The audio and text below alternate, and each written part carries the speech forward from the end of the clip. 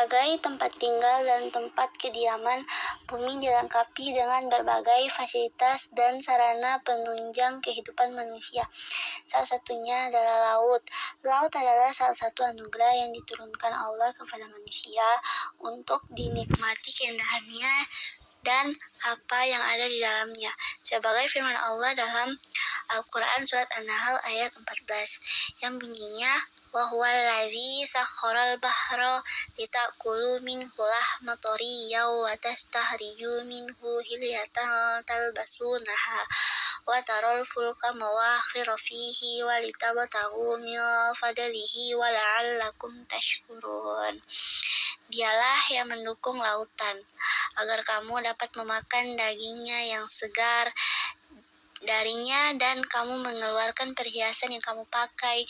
Kamu juga melihat perahu berlayar padanya dan agar kamu mencari sebagai karunia-Nya dan agar kamu bersyukur.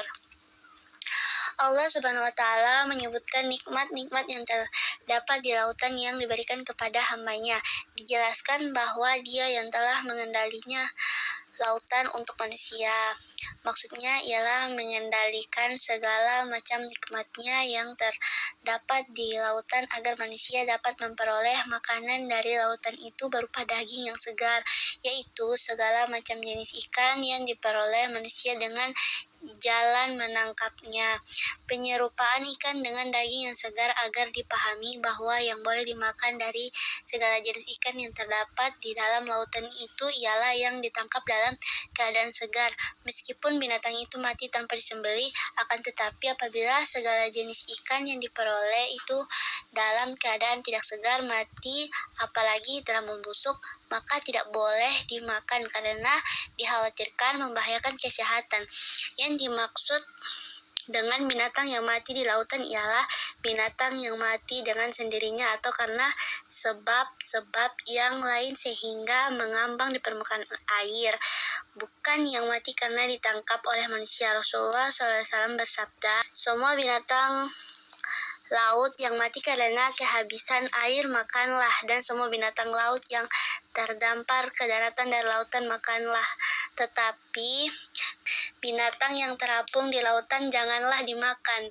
Ikan yang mati di laut boleh dimakan sebab Nabi Muhammad SAW bersabda, laut itu suci airnya dan halal bangkainya. Telah dipahami sekali lagi bahwa bangkai binatang air laut yang halal dimakan ialah binatang yang ditangkap oleh manusia, yang terlempar ke daratan, yang mati karena kehabisan air dan yang masih segar, bukan binatang yang mati terapung di lautan dan sudah membusuk.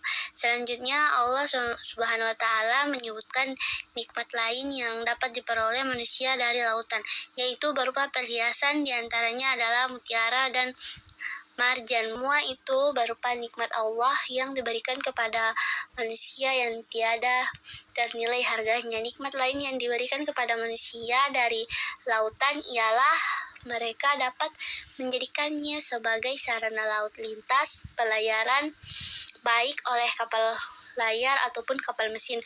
Kapal-kapal itu hilir mudik dari suatu negara ke negara lain untuk mengangkut segala macam barang perdagangan sehingga mempermudah perdagangan antar negara tersebut. Dari perdagangan itu manusia mendapat rezeki karena keuntungan yang diperolehnya.